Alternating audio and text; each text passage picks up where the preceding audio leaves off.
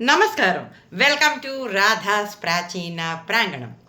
సప్త ఋషులు అనే శీర్షికలో భాగంగా మనము కశ్యప ప్రజాపతి గురించి తెలుసుకుంటున్నామండి. అలా తెలుసుకుంటూ ఉంటే ఈ కశ్యపుడు ద్వితీయుల కుమారుడు హిరణ్యాక్షుడు అని చెప్పుకున్నాం కదా.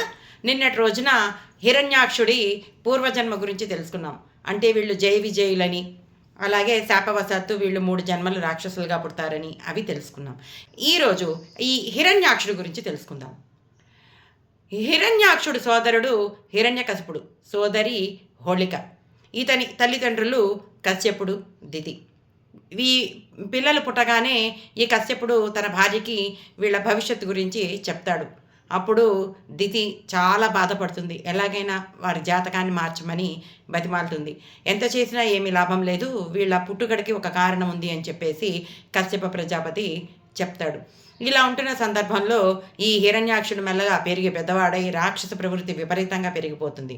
బ్రహ్మ గురించి ఘోరమైన తపస్సు చేసి తనకి దేవతల వల్ల, క్రూర మృగాల వల్ల, మానవుల వల్ల, ఎవరి వల్ల తనకి మరణం ఉండకూడదని కోరుకుంటాడు. ఇది ఇలా ఉంటే ప్రళయకాలం సంభవిస్తుంది.